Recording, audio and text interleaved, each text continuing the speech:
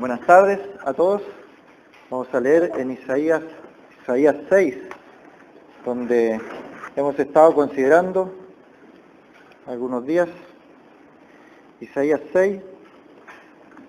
Hemos visto algunas personas que se encontraron con el Señor voluntaria o involuntariamente. El Señor les sale al encuentro en su soberanía.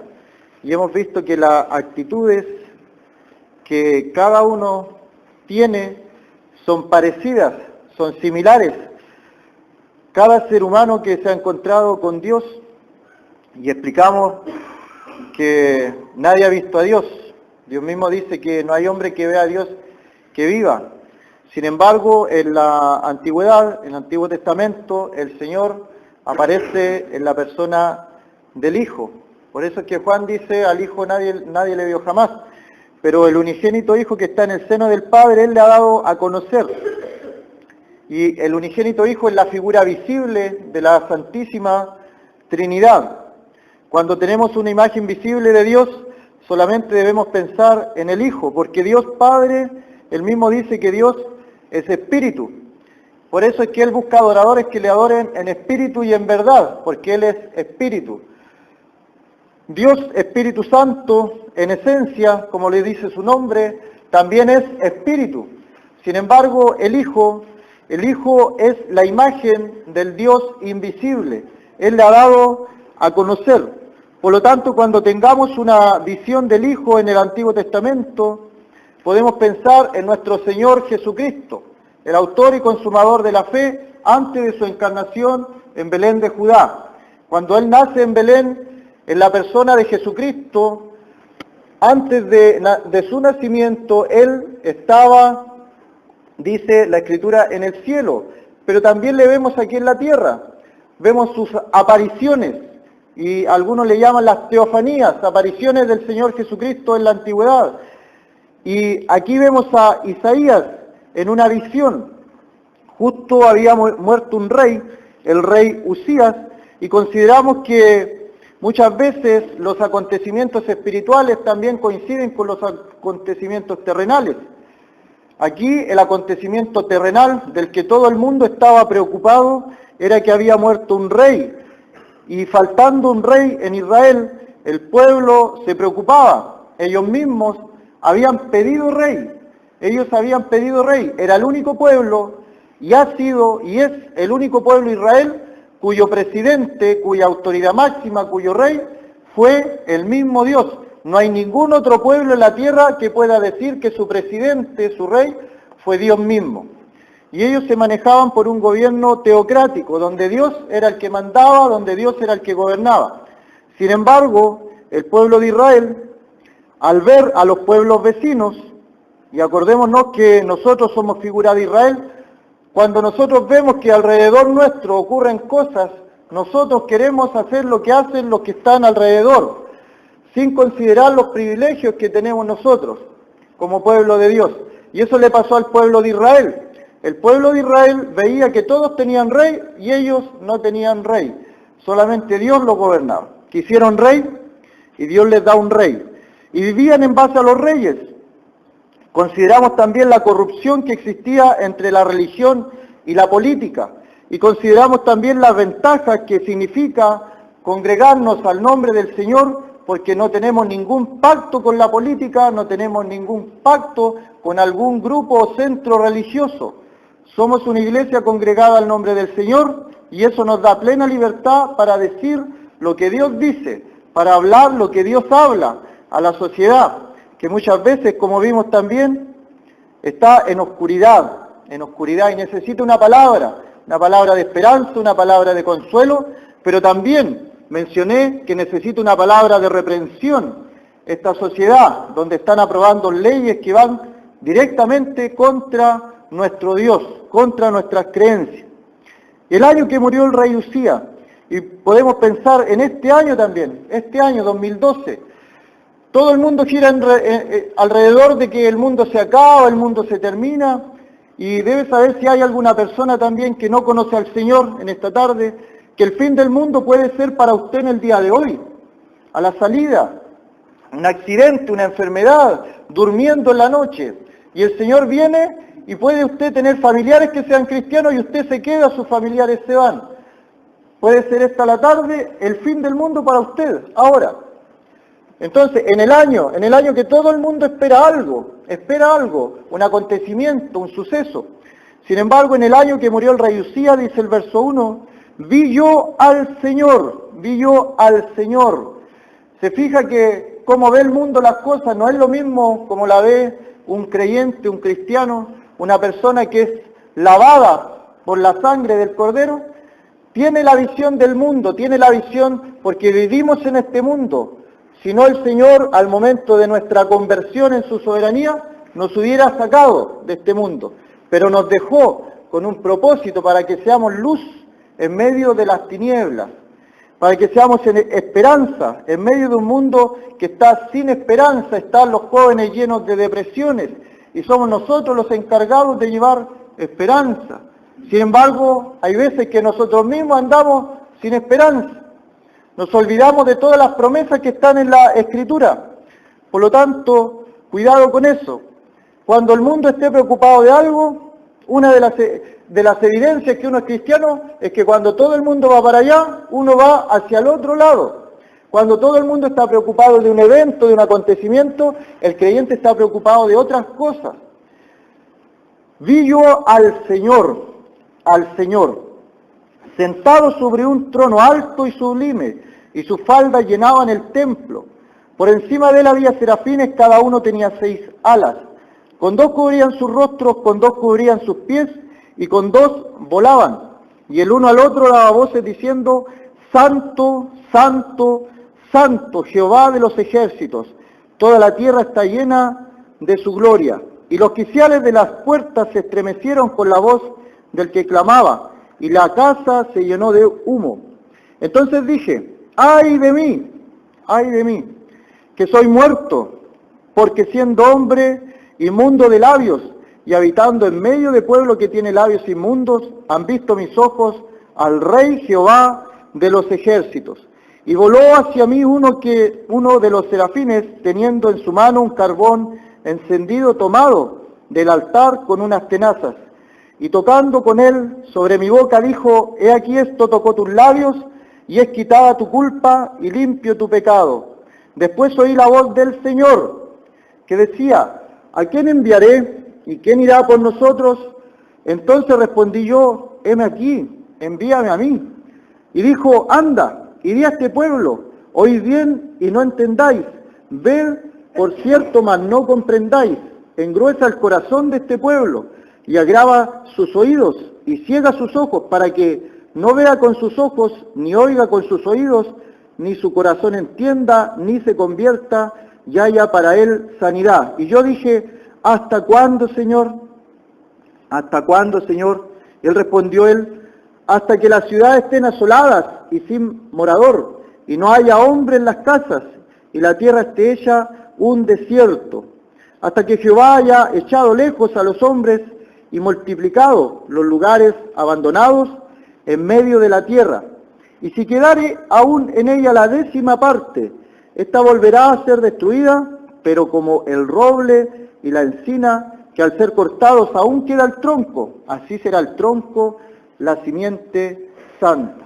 Hasta ahí, por el momento, la lectura de la palabra. Esperamos que el Señor bendiga en nuestro corazón una palabra, la importancia de lo que una palabra puede hacer. La sola lectura de una palabra puede cambiar una vida. Una vida. Recuerdo una vez, faltaba mi fe, que cuando todo decía que era imposible, una recuperación de una enfermedad imposible, totalmente. Y me decían, ¿quieres que te leamos la Biblia? Porque tampoco podía tomar una Biblia, no podía hacer nada, estaba casi vegetal.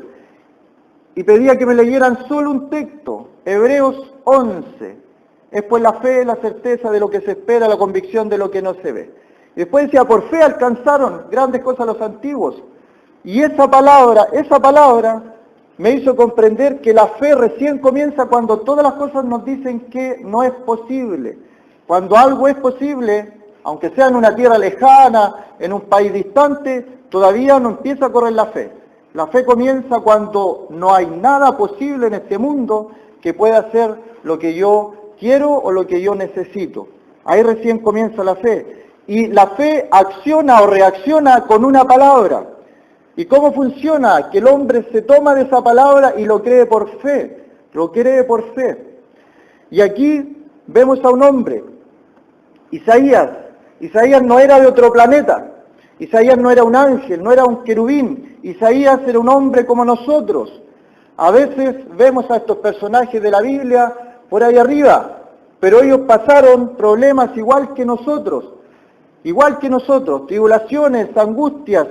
Jeremías se le llama el profeta llorón porque escribe sus lamentaciones, y él cuenta ahí que piensa que alguien está tirando flechas y todas las flechas le caen a él. Y comienza a llorar, dice que Dios lo tiene en un pozo profundo, cenagoso, todo embarrado, con barro hasta el cuello. Jeremías, el gran profeta, y ahí lo vemos. Jonás, el gran profeta que salvó a toda una nación, a Nínive, y lo vemos ahí durmiendo, levántate dormilón. Él estaba en un proceso de angustia, cansado, no quería nada con nadie. Pasamos por esos procesos, pero son hombres. Y así como ellos eran hombres, sujetos a pasiones como las nuestras, dice Santiago, también esto nos deja una esperanza para nosotros que somos humanos, igual que Isaías, que también ellos pudieron alcanzar grandes cosas. Grandes cosas. O sea, todo lo que en la Biblia se alcanzó por los seres humanos, nosotros podemos alcanzarlo también. Lo podemos alcanzar. Y si alguien está pensando, pero yo cómo, ¿por qué yo? ¿O podré hacer eso yo? Es que yo soy muy pequeñito. Vamos a empezar con las excusas que daban los mismos hombres de la Biblia. Pero estos hombres, en algún momento de su vida, tomaron una decisión. Está bien que el Señor nos haya salvado, que el Señor nos haya redimido y somos cristianos, somos salvados, pero podemos hacer una diferencia. Una persona, un sacerdote. El Señor quiere una nación de sacerdotes. ¿Puede marcar la diferencia una persona, solamente una persona? Sí, la puede hacer. Una hermana también puede hacer la diferencia. Puede marcar la diferencia solo una persona. Dios no trabaja con multitudes, trabaja con personas individuales. Si el Señor le ha puesto un deseo en su corazón a usted, hágalo. Tal vez se va a equivocar en el camino, pero si no lo hace, jamás va a aprender de sus errores. Hágalo. Dijimos la otra vez, todo en orden y decentemente, pero las cosas hay que hacerlas. Si el Señor pone una idea bonita en su corazón, ¿acaso eso va a ser del diablo si es en beneficio de la obra, en beneficio del Evangelio? ¿Vendrá una cosa mala para la obra? Si el Señor pone deseos en nuestro corazón, en nuestra mente, nos da una visión de algo que tiene que ver con el reino de Dios, aprendamos a ver y a escuchar el Espíritu. Una de las cualidades de los hermanos congregados al nombre del Señor desde su nacimiento es que el mundo religioso estaba en oscuridad referente a lo que era el Espíritu Santo. Se pensaba que era una fuerza, se pensaba que no era una persona. Sin embargo, el movimiento que nace allá en Europa dio un orden teológico sistemático acerca del Espíritu Santo. Y una de las características que el Espíritu Santo tiene es que es creador. El Espíritu Santo estaba en la creación obrando. Y así como Él crea, también en nosotros hay ese Espíritu. El Espíritu Santo mora en nosotros. Y si el Espíritu que creó todas las cosas mora en nosotros, nosotros somos capaces de crear cosas también para el Señor, para la obra, para el beneficio del Evangelio.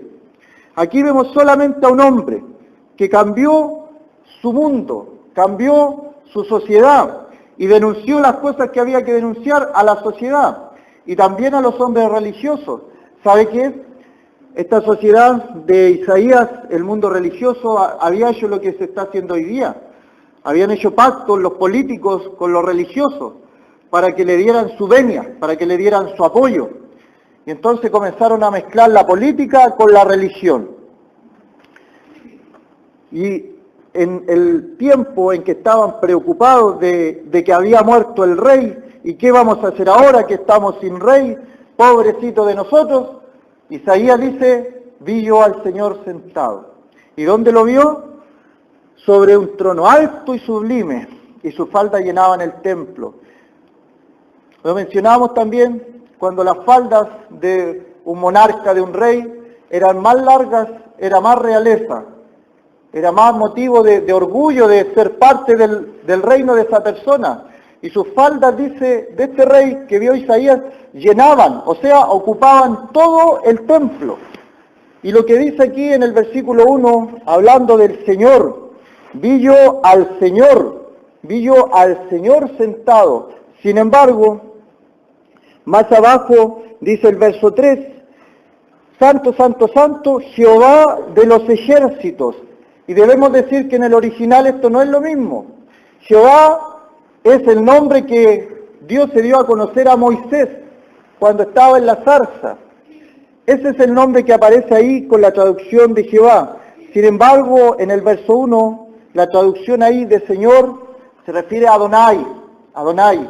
Y viene de una palabra también que tiene que ver con la soberanía, el soberano, el que hace lo que quiere. Como se le antoja a él, él lo hace. Y podemos ver que es el Señor. El Señor dice que nos salva al que Él quiere. Dice que no es del que corre, en Romanos, ni del que quiere, sino que Dios tiene misericordia. Por encima del templo aparecen estos serafines. Cada uno tenía 6 alas, con 2 cubrían sus rostros, con 2 cubrían sus pies y con 2 volaban. Es interesante ver cómo las reacciones de Moisés, que la consideramos cuando le habla el Señor, él tapa su rostro. Y el Señor también le dice, quita el calzado de tus pies, porque el lugar donde estás, tierra santa es. Y aquí vemos a los serafines que cubrían con 2 sus pies y con 2 cubrían su rostro. Recordémonos cuando Moisés sube y conversa, dice, cara a cara con Dios. Y explicamos eso también. Pero cuando él baja y el pueblo se alegra porque viene su representante, Moisés, y le traía palabras. Sin embargo, cuando se comienza a acercar, vemos cómo el rostro de Moisés estaba iluminado. Y solamente era el reflejo de lo que él había visto. La gloria del Señor. Y Moisés tuvo ese privilegio. En otra oportunidad él quería ver a Dios. Y el Señor le dice, no me verá hombre alguno y vivirá. Mas yo haré esto. Y hace en una roca un huequito para que Moisés esté ahí y vea pasar a Dios y vea solamente sus espaldas. Y solamente con eso Moisés ya queda por satisfecho. La presencia de Dios para Moisés y para otros hombres de Dios era lo más importante.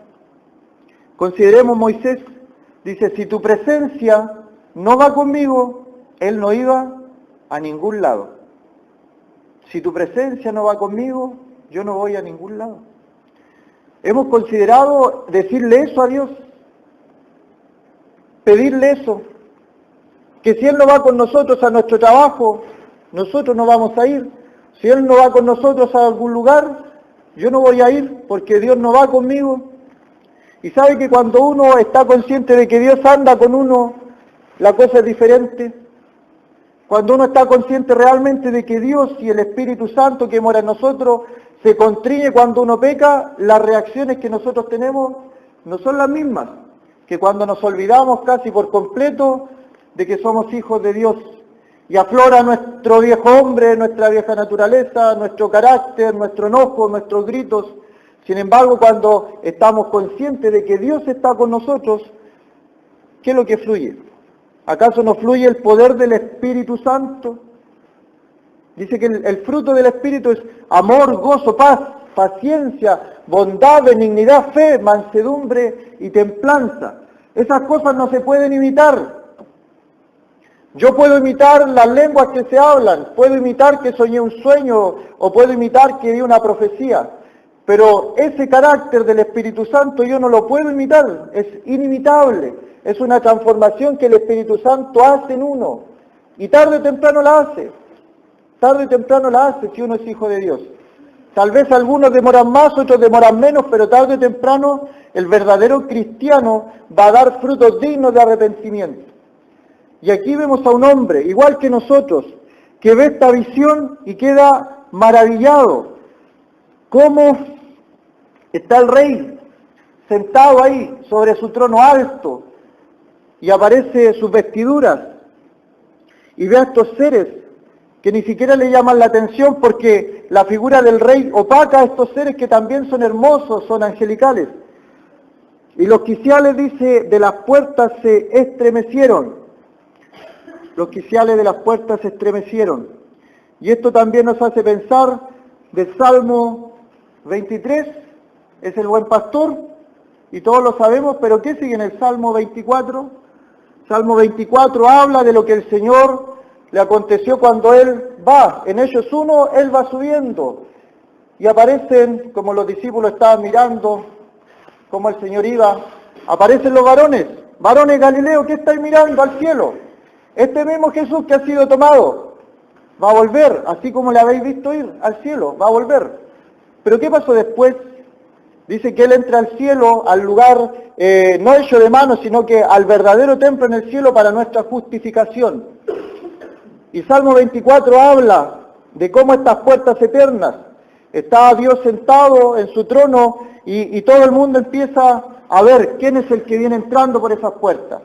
¿Quién será aquel? ¿Quién será aquel? Y es un bonito ejemplo también de lo que es la Santísima Trinidad. Dios sentado en su trono, se abren las puertas del cielo y entra y se preguntan, ¿quién es este? ¿Y quién era? Dice Jehová el valiente, Dios poderoso. Él entra por las puertas del cielo. Pero si Dios está sentado en su trono, bueno, ahí vemos la deidad de nuestro Señor también entrando al cielo con las marcas que Él había pasado en la cruz del Calvario para nuestra justificación. Entró al lugar en el cielo no hecho de manos. Y acá le vemos sentado en su trono y los quiciales de las puertas se estremecieron con la voz del que clamaba y la casa se llenó de humo. El humo, la columna. Acordémonos que en el Éxodo aparecía una columna de humo. Y cuando estaba el tabernáculo en medio del desierto, bajaba la presencia del Señor y se veía como una nube. El humo, todo lo que llenaba. Y al final del Éxodo vemos que era tanta la gloria que se llenó todo y los sacerdotes tuvieron que salir del lugar. Ahí estaba la presencia del Señor. Los acompañaba de día en una columna de nube y en la noche también los alumbraba al caminar, la presencia de Dios. Por eso es que Moisés decía, si tu presencia no va conmigo, él no iba. Si la presencia del Señor no iba con él. Y a pesar de todas estas cosas bonitas que él estaba viendo, maravillosas, sin embargo él reacciona de una manera que ya habíamos visto en otras veces, la misma reacción de los otros hombres. Dice, ¡ay de mí! ¡Ay de mí! Fue un clamor del interior. Él tenía conocimiento, estaba consciente, estaba a tal punto su conciencia cautiva de lo que estaba viendo, que él reconoce quién es él. Y son las dos cosas que nosotros tenemos que saber: la grandeza de Dios y lo pequeños que somos nosotros, lo pequeño que es el hombre. Dios es grande y el hombre es pequeño. ¿Qué es el hombre para que se acuerde de él? Y el Hijo del Hombre para que nos visite. No somos nada. Sin embargo, Dios en su soberanía quiso venir a este mundo. Quiso hacerse humano. Él habitó entre nosotros, vivió entre nosotros sin pecado. Sin pecado. En un mundo de tinieblas eres la luz. ¡Ay de mí, que soy muerto! ¿Por qué fue esta reacción que tuvo él? ¿Por qué pensaba que estaba muerto? Puede decirse también en otras versiones, soy deshecho, soy deshecho. ¡Ay de mí que soy muerto! ¿Cuál es la razón? Porque siendo hombre inmundo de labios, habitando en medio de pueblo que tiene labios inmundos, y esto es un reflejo de nosotros, Acordémonos lo que dijo el Señor, que no es lo que entra al hombre lo que contamina al hombre, es lo que sale, lo que contamina, lo que sale del corazón, sale todas esas cosas. Sin embargo, vemos a Isaías. Yo no he hecho un estudio de la sociedad tan detallado que le tocó vivir a Isaías, pero por lo que él escribe, no creo que él haya sido tan malo como él mismo se dice de él. Yo soy un hombre de labios inmundos. Todo lo que hablo yo está sucio, está contaminado, está cochino. ¿Y por qué tú tienes esta reacción? Porque está frente al Rey de Reyes, al Señor de Señores, siendo hombre inmundo de labios. Y las palabras de Isaías, ¿no las leemos acaso? Que las ocupamos también en la predicación del Evangelio. ¿Son acaso palabras inmundas? ¿Son acaso palabras que están contaminadas? Podemos considerar que no. Isaías se le dice el profeta evangelista. Sin embargo, a la presencia de Dios, el Dios Santo, él se da cuenta y se mira a sí mismo y dice, ¡ay de mí, que soy muerto, siendo hombre inmundo de labios! Y luego piensa en los que lo rodean y dice, también yo habito en medio de un pueblo que tiene labios inmundos. Es figura de nuestra sociedad, de la sociedad que nos tocó vivir. Algunos piensan que mala la sociedad que nos tocó vivir, el tiempo que nos tocó vivir, pero si uno ojea un poco los libros de historia, el mundo que le tocó vivir a Pablo era peor. Inmoralidad más que en el día de hoy. Tenían hasta templos para la inmoralidad. Tenemos más tecnología tal vez, pero el pecado no cambia, el pecado es el mismo. El enemigo es el mismo. El enemigo es el mismo. Y Dios tampoco cambia. Dios es el mismo ayer, hoy y siempre. Y así como siempre Dios derrota al enemigo, en el día de hoy también lo puede hacer. Solamente necesita gente dispuesta. No gente que tenga el tremendo currículum, sino gente que esté disponible, esté dispuesta, que le diga al Señor, no que le diga, Señor, úsame, sino que le diga, hazme usable con lo que está, porque en lo poco el Señor se glorifica más. Cuando Gedeón iba a la guerra, el Señor le hizo ir con el mínimo de soldados, para que la gloria no estuviera en el ejército, sino que la gloria estuviera en Dios. Y Dios también ocupa formas diversas, como la caída del muro de Jericó, dando vuelta a los soldados acostumbrados a la batalla, soldados acostumbrados a pelear. Él dijo, no, los soldados no van a desenvainar sus espadas, sino que van a dar vueltas a una ciudad. Y esto tiene que ver con la multiforme gracia de Dios también. La multiforme gracia de Dios. Tenemos una amplia gama de presentar la gracia de Dios, la multiforme gracia de Dios, que opera de maneras diversas, llegando al hombre como Él quiere, cuando Él quiere y en donde Él quiere. Él es soberano. Ay de mí, que soy hombre inmundo de labios. Habitaba en un pueblo también de labios inmundos. Y luego sus ojos. Está hablando boca, sus ojos, sus oídos oyen las voces que dicen santo, santo, santo. Y ahí podemos considerar los sentidos, 5 sentidos. Algunos dicen que tenemos 6. Pero ¿qué hace Satanás con los sentidos? Pablo en Corintios nos dice, pero me temo que como la serpiente engañó a Eva, vuestros sentidos sean engañados de la sincera fidelidad a Cristo. Nuestros sentidos pueden ser engañados por Satanás. Él ataca nuestros sentidos, ataca a Satanás nuestra vista, ataca a Satanás nuestros oídos, ataca a Satanás todo lo que entra a nuestro ser. Pero el Espíritu Santo es más poderoso que eso. El que está en el mundo es Satanás, pero dice, mayor es el que está en vosotros que el que está en el mundo. Habitando en medio de pueblo que tiene labios inmundos, han visto mis ojos al Rey Jehová de los ejércitos. Y Jehová de los ejércitos no es lo mismo que aparece en el verso 1. Nuevamente vemos la Santísima Trinidad. Lo que está en ese verso, Jehová de los ejércitos, es el nombre con el cual se presentó a Moisés. Y el verso 1 habla del Hijo, el Señor, el soberano. ¿Cuál es la reacción de Dios? Voló hacia mí uno de los serafines, teniendo en su mano un carbón encendido, tomado del altar con una tenaz. Tocando con él sobre mi boca, dijo, he aquí esto tocó tus labios y es quitada tu culpa y limpio tu pecado. Fue tal la reacción del profeta al ver esto, que de ninguna otra forma él concebía que podía quedar limpio.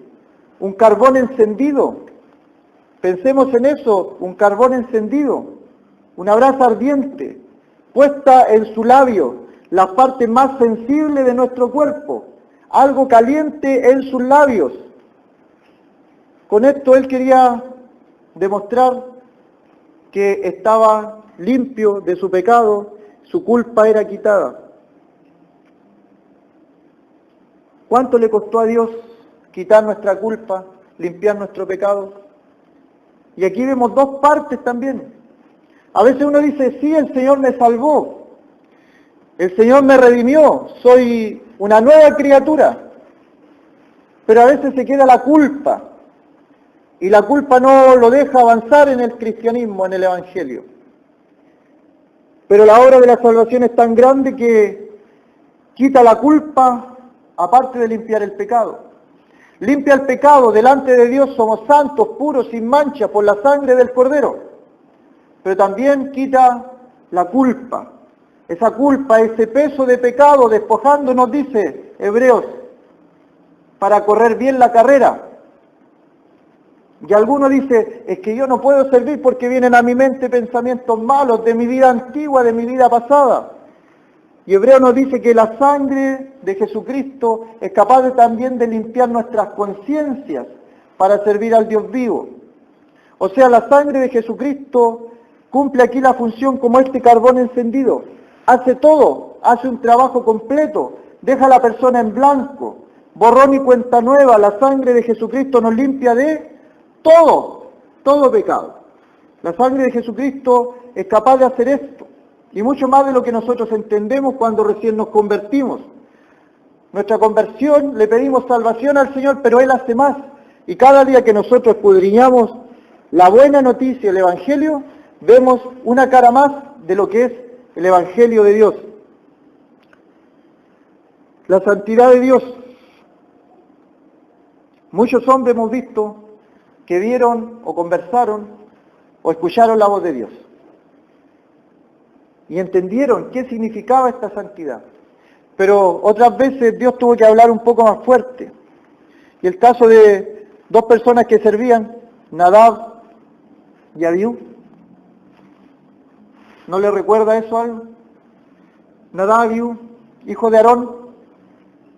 Y ellos estaban haciendo tal vez algo parecido a lo que debían hacer. Sin embargo, ofrecieron un incienso extraño en la presencia del Señor. Y vemos cómo Dios los eliminó, Dios los mató, quitó sus vidas. ¿Y qué vemos en la reacción del papá? El papá de estos jóvenes, Aarón, alegó contra Dios, mira, yo te he servido, te entregué a mis hijos al servicio, hemos estado toda la familia sirviéndote, y mira, ahora me quitas lo más preciado, mis dos hijos. ¿Vemos esa reacción en Aarón? Aarón guardó silencio, porque desde el punto de vista de Dios, Dios les dio un mandato, así como se lo dio a Adán y Eva, un solo mandato, y ellos desobedecieron y los expulsó. Acá a los hijos de Aarón solamente también les había dado un mandato para que les sirvieran. ¿Y los mató? ¿Es severo Dios? ¿Es malo Dios? ¿Es cruel Dios?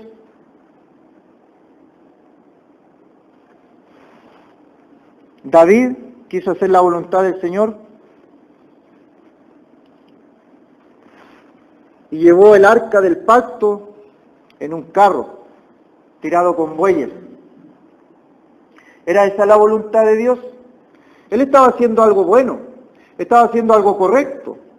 Quería llevar el arca de Dios a un lugar mejor. Podríamos aplaudir la actitud de David. Nadie hacía nada y él se le ocurre llevar en un carro, el arca del pacto. ¿Pero qué hacía el arca en un carro?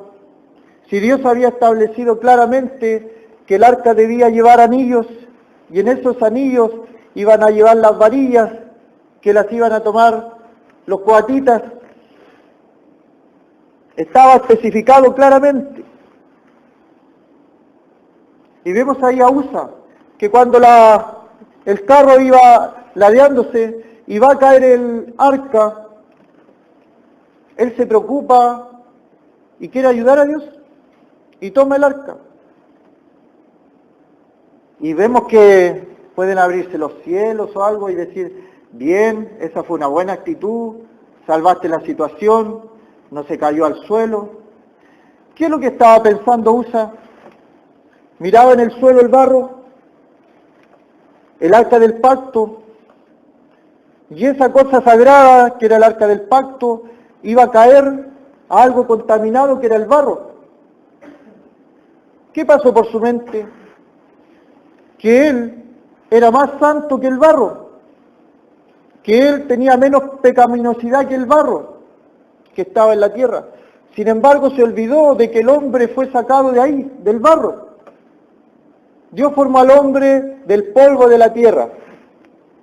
Polvo eres y al polvo volverás. Somos eso, somos barro. Y él no era más sagrado ni más santo que el barro. Sus manos no eran más limpias que el barro. Sus manos no eran menos pecaminosas que el barro. ¿Es malo Dios por lo que hizo? ¿Fue cruel matar a una persona que iba haciendo lo correcto? No. Porque desde el punto de vista de Dios, Él le había dado una orden específica a los sacerdotes. De las 12 tribus de Israel, Él había escogido una tribu, que era la tribu de Leví. Específicamente, ninguna otra tribu podía servir. Y de la tribu de Leví había elegido los coatitas para transportar los instrumentos del lugar santo. Estaba la orden en la Biblia. Por eso la importancia de volver a la Escritura. Y nosotros, congregados al nombre del Señor, tenemos un privilegio tremendo, tremendo. Pero también es una responsabilidad de que el Señor nos ha mostrado verdades que otros ni siquiera saben. Cosas que para nosotros son básicas y jamás haríamos otra cosa porque sabemos que la Escritura ordena claramente lo que hay que hacer. Otros hermanos no lo hacen. Por eso es la responsabilidad también de nosotros enseñarles. Mostrarle, y no por lo que yo creo o por lo que el hermano dijo, a través de la Escritura. Como comentaba otra vez, ya no somos la única congregación, y me alegro que así sea, que está usando su cubierta las hermanas. Porque hay hermanos que el Espíritu Santo les ha mostrado que claramente ahí está establecido y que no era una costumbre de los corintios.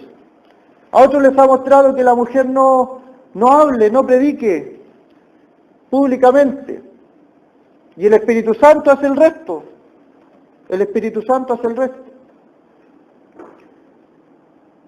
¿Fue malo Dios por matar a estas personas? Dios siguió siendo Dios porque Él había dado una orden. Uno, ofrecieron incienso extraño.